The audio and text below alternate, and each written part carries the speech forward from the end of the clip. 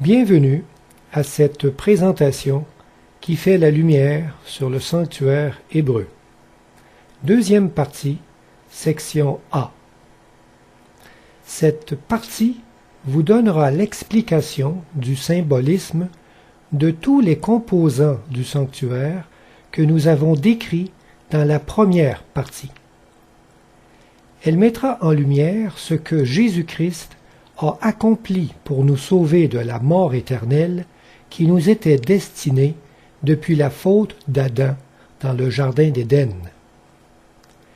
Mais avant de débuter, certaines notions de base doivent être comprises afin de bien saisir la dimension universelle de l'Évangile.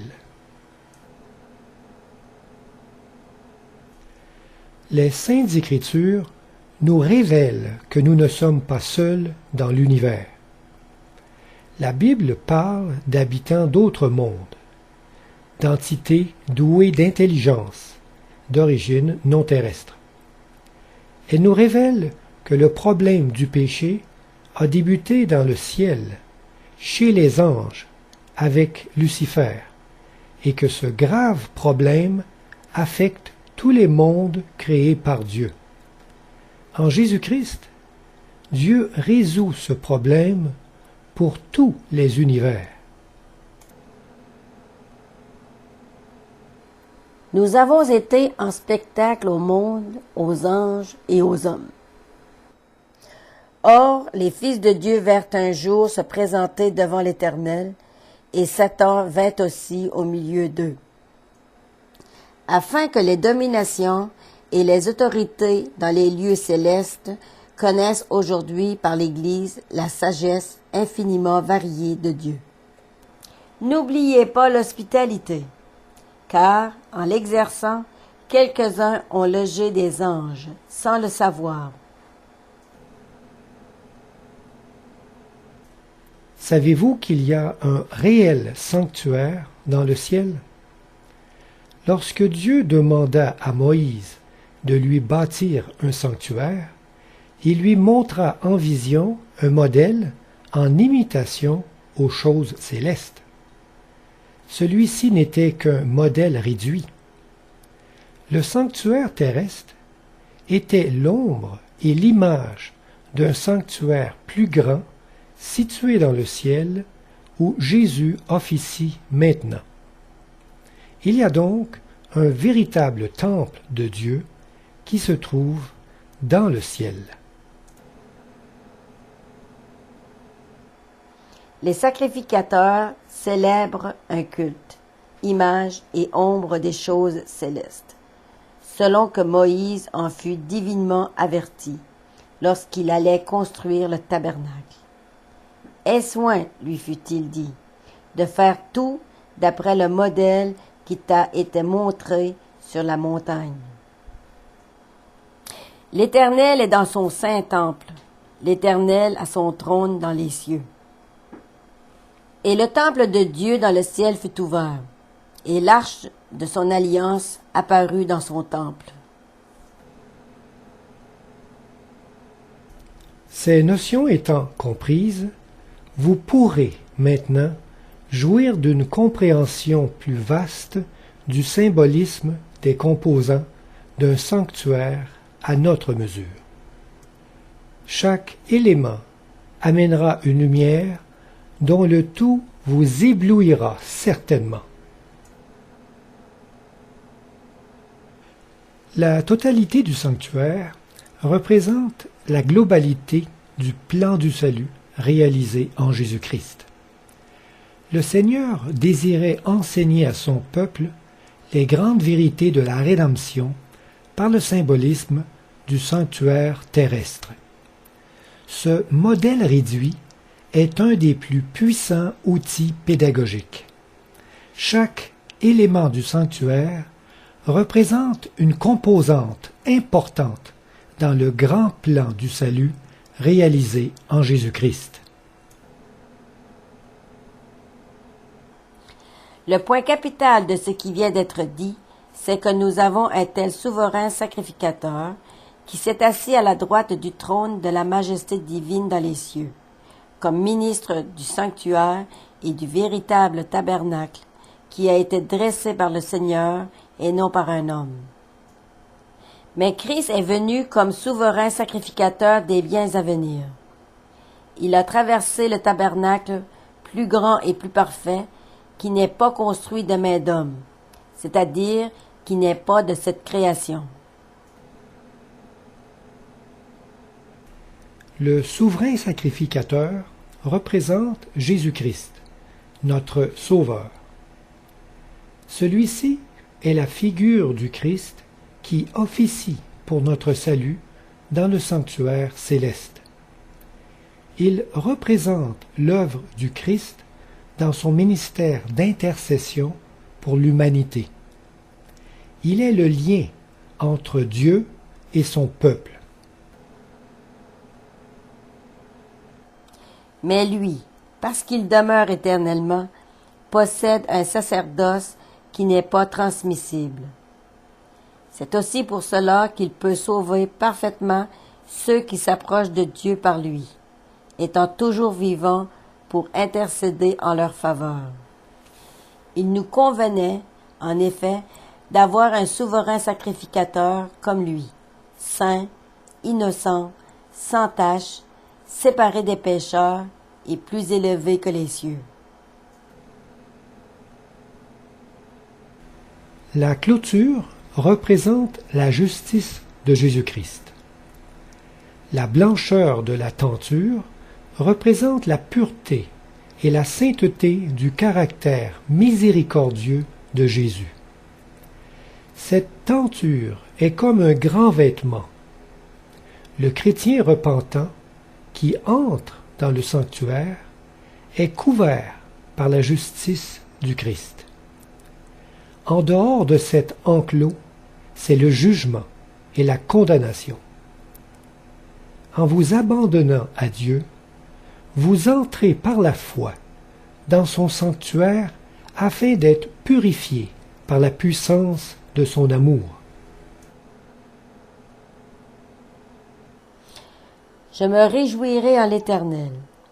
Mon âme sera ravie d'allégresse en mon Dieu, car il m'a revêtu des vêtements du salut, il m'a couvert du manteau de la délivrance. Comme le fiancé s'orne d'un diadème, comme la fiancée se pare de ses joyaux. Le roi entra pour voir ceux qui étaient à table, et il aperçut là un homme qui n'avait pas revêtu un habit de noces. Il lui dit, « Mon ami, comment es-tu entré ici sans avoir un habit de noces? » Cet homme eut la bouche fermée. Alors le roi dit au serviteur, « Liez-lui les pieds et les mains, et jetez-le dans les ténèbres du dehors, où il y aura des pleurs et des grincements de dents, car il y a beaucoup d'appelés, mais peu d'élus. » Pouvez-vous trouver l'erreur qu'il y a dans cette peinture? Nous voyons Jésus recouvrant le pécheur de son manteau blanc de pureté.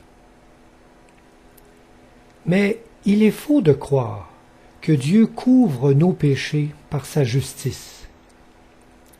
Avant de nous couvrir, Dieu nous demande de nous dévêtir de toutes nos impuretés. Nus devant lui, il nous couvre alors de sa justice, laquelle nous donne la victoire réelle sur chaque faiblesse. Dans cette peinture, le pécheur aurait dû être représenté avec son torse nu. Or, Josué était couvert de vêtements sales, et il se tenait debout devant l'ange. L'ange, prenant la parole, dit à ceux qui étaient devant lui, « Ôtez-lui les vêtements sales. » Puis il dit à Josué, « Vois, je t'enlève ton iniquité, et je te revêts d'habits de fête. » La porte du sanctuaire représente l'incarnation de Jésus-Christ. Il est la porte qui nous donne accès à la vie éternelle. notre salut passe par son humanité. Son incarnation est l'entrée du salut dans le monde. Cette porte est située à l'est. Cette direction représente aussi le Christ, qui est notre soleil levant. Quand le pécheur entre dans le sanctuaire, il doit tourner le dos au soleil, symbole des divinités païennes. Quand nous nous tournons vers Dieu, tous nos attachements mondains sont alors délaissés. Cette porte est large et colorée, car Dieu nous attire par sa beauté, et il ne refuse personne. Elle est de 4 couleurs. Le blanc, qui représente la pureté et la justice de Jésus. Le bleu, qui représente la vérité éternelle. Le pourpre, un rouge violet, qui représente la royauté et la gloire. Et l'écarlate, un rouge vif, qui représente le sacrifice expiatoire de Jésus. Je suis la porte. Si quelqu'un entre par moi, il sera sauvé. Jésus lui dit, je suis le chemin, la vérité et la vie. Nul ne vient au Père que par moi. Grâce aux entrailles de la miséricorde de notre Dieu, en vertu de laquelle le soleil levant nous a visités d'en haut. Afin de saisir toute la grandeur de l'amour de Dieu, il est essentiel de comprendre la déchéance de la nature humaine qu'a endossée Jésus. Il a pris sur lui toutes les faiblesses de notre nature déchue. Par la naissance d'une femme, Jésus accepta de relever l'homme dans la position où il était tombé, après des milliers d'années de dégénérescence. Et il a vécu ainsi sans jamais pécher. Pour revêtir notre nature humaine, Jésus accepta de se départir de tous ses attributs divins, de son omniscience, de son omnipotence et de son omniprésence. Tous ces miracles étaient la réalisation de Dieu, son Père. Il est devenu l'exemple parfait de ce que Dieu désire réaliser en chacun de nous. Et il n'avait rien en lui que nous ne pouvons posséder nous-mêmes. Il s'est dépouillé lui-même en prenant une forme de serviteur, en devenant semblable aux hommes, et il a paru comme un vrai homme. Dieu a condamné le péché dans la chair, en envoyant, à cause du péché, son propre Fils dans une chair semblable à celle du péché. Il peut être indulgent pour les ignorants et les égarés, puisque la faiblesse est aussi son partage. Ainsi donc, puisque les enfants participent au sang et à la chair, il y a également participé lui-même. En conséquence, il a dû être rendu semblable en toutes choses à ses frères.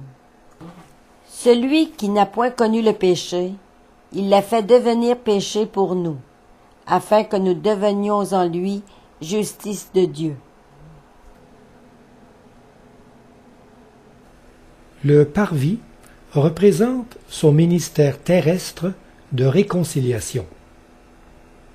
Cette partie du sanctuaire représente le pèlerinage de Jésus sur terre, sa vie, sa mort sur la croix et sa résurrection. Et la parole a été faite chair, et elle a habité parmi nous, pleine de grâce et de vérité. Et nous avons contemplé sa gloire, une gloire comme la gloire du Fils unique venu du Père.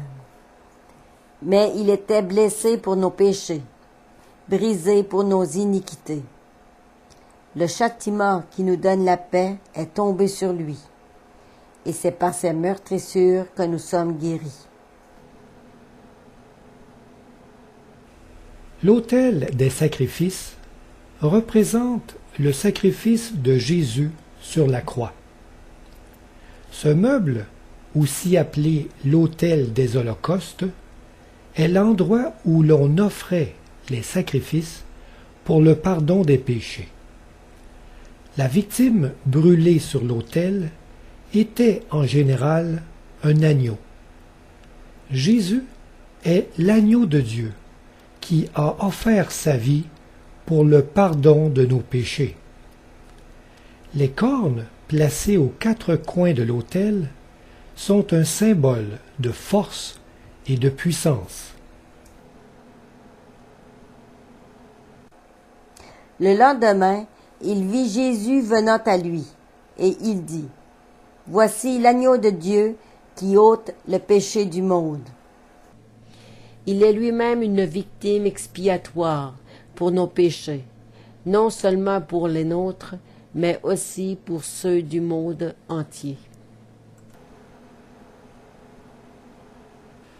Afin de saisir toute la profondeur de l'amour de Dieu, il est essentiel de comprendre qu'à la croix, Jésus a vécu la seconde mort. Ce n'est pas par les souffrances des blessures reçues que Jésus expira à la croix, mais par le châtiment que son Père lui infligea pour nos péchés endossés. La mort de Jésus à la croix n'est pas la mort habituelle que nous côtoyons. Il est mort de la misérable mort que subiront les impies lors du jugement final. La Bible appelle cette terrible mort la seconde mort. C'est le rejet éternel de Dieu. La souffrance de ce rejet était si grande pour Jésus qu'elle surpassait toutes ses blessures physiques. Et la mort et le séjour des morts furent jetés dans l'étang de feu. C'est la seconde mort, l'étang de feu. Mais pour les lâches, les incrédules, les abominables, les meurtriers, les impudiques, les enchanteurs, les idolâtres et tous les menteurs, leur part sera dans l'étang ardent de feu et de soufre, ce qui est la seconde mort. Mais il était blessé pour nos péchés, brisé pour nos iniquités. Le châtiment qui nous donne la paix est tombé sur lui. Il a plu à l'Éternel de le briser par la souffrance. Christ nous a rachetés de la malédiction de la loi, étant devenu malédiction pour nous. Car il est écrit, « Maudit est quiconque est pendu au bois. » Dans le livre des Nombres, la Bible nous rapporte une histoire étonnante soulignant la malédiction de la crucifixion du Christ. Pour guérir le peuple d'une plaie causée par son péché, Dieu demanda à Moïse de forger un serpent, symbole du péché, et de le placer sur une perche. Quiconque le regardait avait la guérison. Ce serpent perché était l'image type du châtiment du péché expié à la croix en Jésus-Christ. Le peuple vint à Moïse et dit, « Nous avons péché, car nous avons parlé contre l'Éternel et contre toi. Prie l'Éternel, afin qu'il éloigne de nous ces serpents. » Moïse prie pour le peuple. L'Éternel dit à Moïse, « Fais-toi un serpent brûlant, et place-le sur une perche. Quiconque aura été mordu et le regardera, conservera la vie. » Moïse fit un serpent d'airain, et le plaça sur une perche. Et quiconque avait été mordu par un serpent, et regardait le serpent d'airain, conservait la vie. Et comme Moïse éleva le serpent dans le désert, il faut de même que le Fils de l'homme soit élevé, afin que quiconque croit en lui ait la vie éternelle. Il est vrai que la deuxième mort, celle que subiront les impies, est étroitement liée au feu de la géhenne. Mais il est bon de savoir qu'au jugement dernier, la culpabilité des impies sera si vive qu'ils en mourront premièrement. Et ce n'est que par la suite que le feu de l'Éternel les consumeront. Il n'en restera que de la cendre. Il est important de comprendre que la deuxième mort est vécue avant que le feu soit allumé par l'Éternel, et que celui-ci s'éteindra de lui-même après que toute la terre soit purifiée. Même Lucifer, ce chérubin protecteur aux ailes déployées, sera dévoré par le feu de sa culpabilité. Celui que l'on surnomme Satan sera réduit en cendres et mourra à jamais. Au jugement dernier, Dieu éliminera le mal de tout l'univers. Amen. Tu mettais le sceau à la perfection. Tu étais plein de sagesse, parfait en beauté. Tu étais un chérubin protecteur, aux ailes déployées. Je t'avais placé et tu étais sur la sainte montagne de Dieu. Tu marchais au milieu des pierres étincelantes. Tu as été intègre dans tes voies, depuis le jour où tu fus créé jusqu'à celui où l'iniquité a été trouvée chez toi. Par la grandeur de ton commerce, tu as été rempli de violence, et tu as péché. Je te précipite de la montagne de Dieu, et je te fais disparaître, chérubin protecteur, du milieu des pierres étincelantes. Ton cœur s'est élevé à cause de ta beauté. Tu as corrompu ta sagesse par ton éclat. Je te jette par terre, je te livre en spectacle au roi. Par la multitude de tes iniquités, par l'injustice de ton commerce, tu as profané tes sanctuaires. Je fais sortir du milieu de toi un feu qui te dévore. Je te réduis en cendres sur la terre, aux yeux de tous ceux qui te regardent. Tous ceux qui te connaissent parmi les peuples sont dans la stupeur à cause de toi. Tu es réduit au néant, tu ne seras plus à jamais. La cuve d'airain représente la résurrection de Jésus-Christ. L'eau est le symbole de la vie et de la purification. Cette cuve représente la vie que nous recevons par la résurrection de Jésus-Christ. En lui, Dieu nous pardonne et nous lave de tous nos péchés. En ce jour-là, une source sera ouverte pour la maison de David et les habitants de Jérusalem, pour le péché et pour l'impureté. Je répandrai sur vous une eau pure, et vous serez purifiés. Je vous purifierai de toutes vos souillures et de toutes vos idoles, lequel a été livré pour nos offenses et est ressuscité pour notre justification. Et si Christ n'est pas ressuscité, votre foi est vaine. Vous êtes encore dans vos péchés. Au ciel, Jésus demeure pour toujours un humain. Après sa résurrection, Jésus est allé au ciel afin d'officier pour nous dans le sanctuaire céleste. Même s'il est désormais au ciel, il demeure participant de notre nature humaine.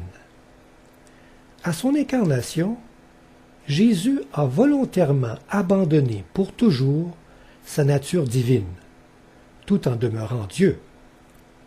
Il sera pour tous les temps un don ultime de Dieu à la race humaine. Ce don n'est pas un prêt. Dieu n'a jamais repris ce qu'il a donné. Dans sa toute-puissance, libre de toute contrainte, Jésus accepte volontairement de se limiter à n'être qu'un simple humain. Par un choix quotidien, Jésus demeure limité dans notre nature pour l'éternité. Au ciel, Jésus a repris sa gloire, mais non sa nature. Admirons maintenant l'incommensurable grandeur de son amour. Car Dieu a tant aimé le monde qu'il a donné son Fils unique, afin que quiconque croit en lui ne périsse point, mais qu'il ait la vie éternelle. Lequel, existant en forme de Dieu, n'a point regardé comme une proie à arracher d'être égal avec Dieu, mais s'est dépouillé lui-même en prenant une forme de serviteur, en devenant semblable aux hommes, et ayant paru comme un simple homme. Hommes galiléens, pourquoi vous arrêtez-vous à regarder au ciel? Ce Jésus, qui a été enlevé au ciel du milieu de vous, viendra de la même manière que vous l'avez vu allant au ciel. La tente d'assignation représente son ministère céleste d'intercession. Ce lieu représente le ciel. Le fait qu'il n'y avait aucune fenêtre exprime qu'on ne peut voir directement ce qui s'y passe. À sa résurrection, Jésus est entré dans le sanctuaire céleste. Car Christ n'est pas entré dans un sanctuaire fait de main d'homme en imitation du véritable, mais il est entré dans le ciel même, afin de comparaître maintenant, pour nous, devant la face de Dieu. Les couvertures représentent les mérites de Jésus-Christ. Par sa vie exemplaire, sa mort expiatoire et sa résurrection, le don parfait du Christ permet son entrée dans le sanctuaire céleste afin d'intercéder pour nous à travers le ministère des anges. Le tapis extérieur résistant de peau de dauphin représente sa nature humaine déchue et son incarnation. Le tapis de peau de bélier teint en rouge représente son sang et sa mort sur la croix. Le tapis blanc en poil de chèvre représente sa pureté et sa résurrection. Puis le tapis intérieur de fin lin de couleur brodé de chérubin représente son droit d'accès au ciel, accompagné du ministère des anges. Il s'est élevé devant lui comme une faible plante, comme un rejeton qui sort d'une terre desséchée. Il n'avait ni beauté, ni éclat pour attirer nos regards, et son aspect n'avait rien pour nous plaire. Sachant que ce n'est pas par des choses périssables, par de l'argent ou de l'or, que vous avez été rachetés de la vaine manière de vivre que vous aviez hérité de vos pères, mais par le sang précieux de Christ, comme d'un agneau, sans défaut et sans tache. Lui qui n'a point commis de péché, et dans la bouche duquel il ne s'est point trouvé de fraude. Il l'a déployé en Christ, en le ressuscitant des morts, et en le faisant asseoir à sa droite dans les lieux célestes. Le lieu saint représente son ministère de sanctification.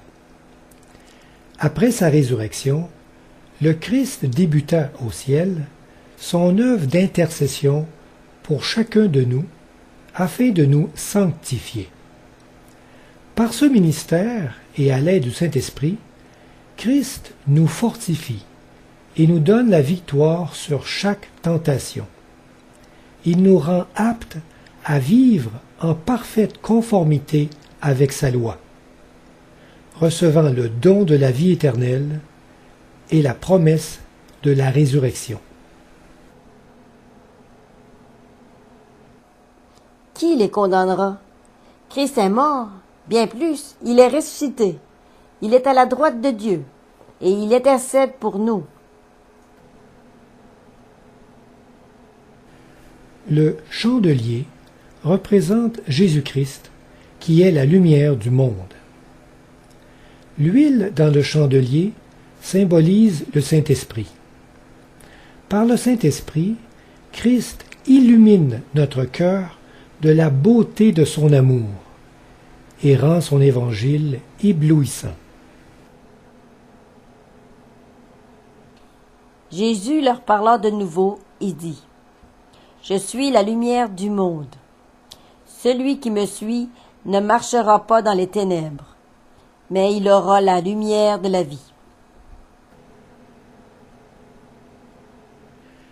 La table des pains de proposition représente Jésus-Christ, qui est la parole vivante de Dieu. Ces pains sont un symbole de ce qui nourrit et donne la vie.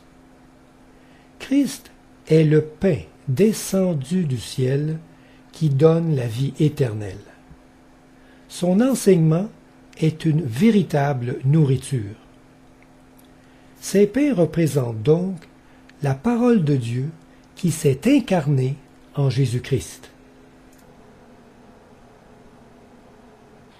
Ensuite il prit du pain, et après avoir rendu grâce, il le rompit, et le leur donna, en disant, « Ceci est mon corps, qui est donné pour vous.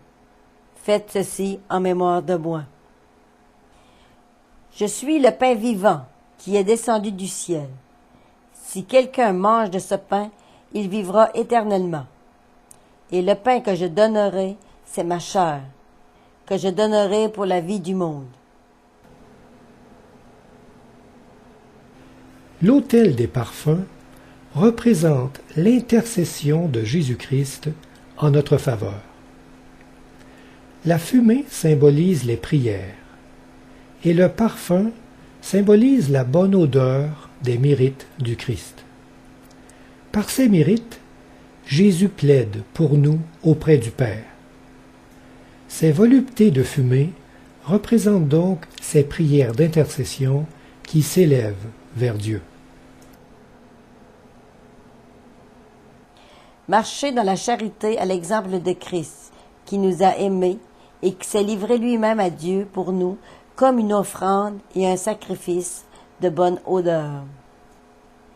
C'est aussi pour cela qu'il peut sauver parfaitement ceux qui s'approchent de Dieu par lui, étant toujours vivant pour intercéder en leur faveur. Le voile représente Jésus-Christ, qui est notre accès auprès du Père.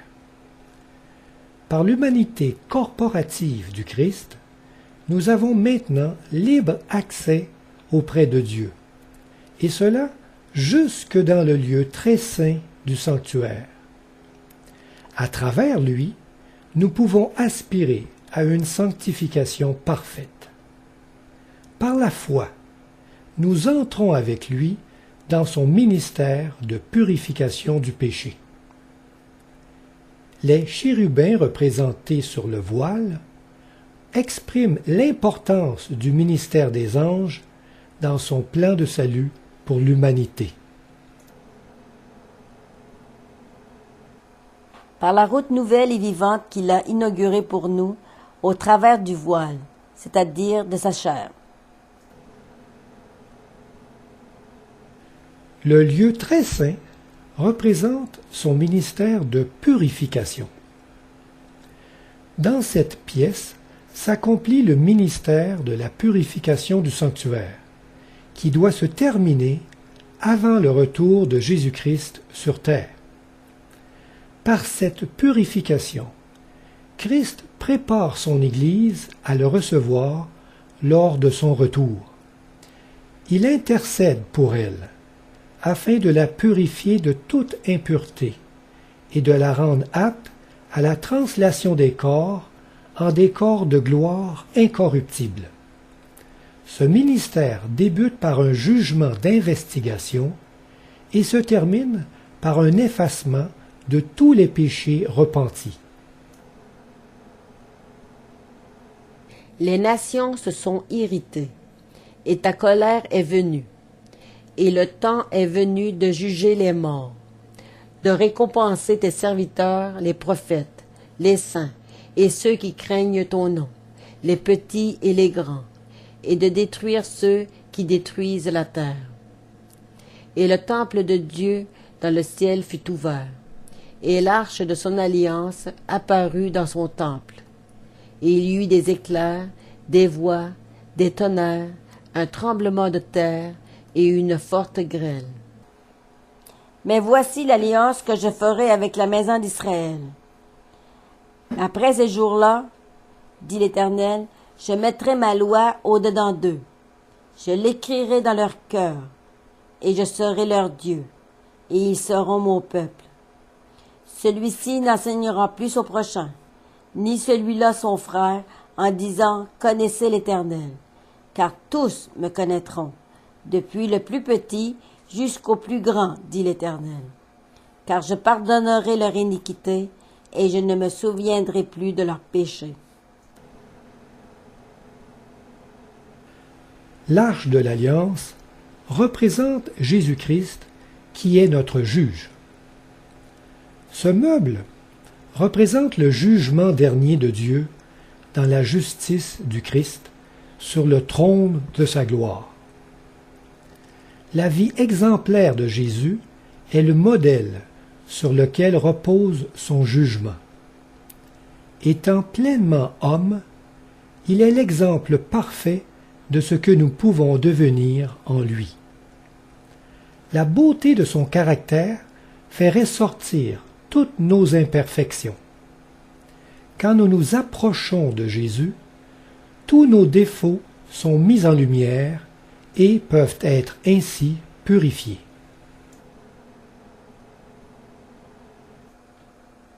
Le Père ne juge personne, mais il a remis tout jugement au Fils. Et il lui a donné le pouvoir de juger, parce qu'il est Fils de l'homme. Celui qui me rejette et qui ne reçoit pas mes paroles a son juge. La parole que j'ai annoncée, c'est elle qui le jugera au dernier jour. Le coffre représente le témoignage de l'amour parfait de Jésus-Christ. L'or est le symbole de l'amour pur de Dieu. Ce coffre, recouvert d'or en dehors et en dedans, conserve le témoignage de l'amour de Dieu dans l'exemple parfait en son Fils Jésus-Christ. Cet amour s'exprime par le respect des commandements de Dieu.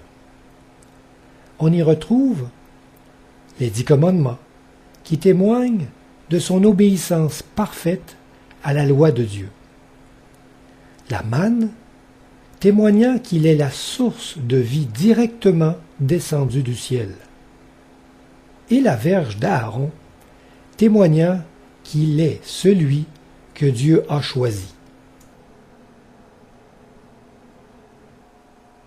Ne croyez pas que je sois venu pour abolir la loi ou les prophètes. Je suis venu non pour abolir, mais pour accomplir. Comme le Père qui est vivant m'a envoyé, et que je vis par le Père, ainsi celui qui me mange vivra par moi. C'est ici le pain qui est descendu du ciel. Il n'en est pas comme de vos pères qui ont mangé la manne et qui sont morts. Celui qui mange ce pain vivra éternellement. Voici mon serviteur que j'ai choisi, mon bien-aimé en qui mon âme a pris plaisir. Je mettrai mon esprit sur lui, et il annoncera la justice aux nations. Le propitiatoire représente la miséricorde de Jésus-Christ. Ce couvercle représente la grâce de Dieu qui nous couvre de son amour. le jugement dernier est complètement recouvert de sa miséricorde. Chaque sentence sera juste et pleine de compassion. Les deux chérubins sont un symbole des armées célestes présentes devant le grand tribunal en tant que ministres et témoins. Dieu nous révèle le ministère d'aide des anges pour nous assurer que nous n'avons rien à craindre en territoire ennemi. Un ange gardien est personnellement assigné à chacun de nous et il exécute toutes les instructions de Dieu. Approchons-nous donc avec assurance du trône de la grâce, afin d'obtenir miséricorde et de trouver grâce pour être secourus dans nos besoins. Et voici, un ange du Seigneur survint, et une lumière brilla dans la prison. L'ange réveilla Pierre, en le frappant au côté, et en disant « Lève-toi ». Ne sont-ils pas tous des esprits au service de Dieu, envoyés pour exercer un ministère en faveur de ceux qui doivent hériter du salut? La nuée représente Jésus-Christ, qui est notre guide. Cette nuée démontrait la relation intime du Christ avec son peuple, les guidant et les protégeant. Elle avait sa source juste au-dessus du propitiatoire. C'est à cet endroit, dans une lumière glorieuse, que Dieu s'entretenait avec son peuple. Frères, je ne veux pas que vous ignoriez que nos pères ont tous été sous la nuée, qu'ils ont tous passé au travers de la mer, qu'ils ont tous été baptisés en Moïse dans la nuée et dans la mer, qu'ils ont tous mangé le même aliment spirituel et qu'ils ont tous bu le même breuvage spirituel, car ils buvaient à un rocher spirituel qui les suivait, et ce rocher était Christ. Résumons maintenant ce cours en reprenant chacun des composants du sanctuaire que nous avons vus et en leur assignant leur représentation dans le grand ministère de notre rédemption en Jésus-Christ. Le sanctuaire représente le plan du salut en Jésus-Christ. Le souverain sacrificateur représente Jésus-Christ, notre Sauveur. La clôture représente la justice de Jésus-Christ. La porte du sanctuaire représente l'incarnation de Jésus-Christ. Le parvis représente son ministère terrestre de réconciliation. L'autel des sacrifices représente le sacrifice de Jésus sur la croix. La cuve d'airain représente la résurrection de Jésus-Christ. La tente d'assignation représente son ministère céleste d'intercession. Les couvertures représentent les mérites de Jésus-Christ. Le lieu saint représente son ministère de sanctification. Le chandelier représente Jésus-Christ qui est la lumière du monde. La table des pains de proposition représente Jésus-Christ qui est la parole de Dieu. L'autel des parfums représente l'intercession de Jésus-Christ. Le voile représente Jésus-Christ qui est notre accès auprès du Père. Le lieu très saint représente son ministère de purification. L'Arche d'Alliance représente Jésus-Christ, qui est notre juge. Le coffre représente le témoignage de l'amour de Jésus. Le propitiatoire représente la miséricorde de Jésus-Christ. Et enfin, la nuée représente Jésus-Christ qui est notre guide.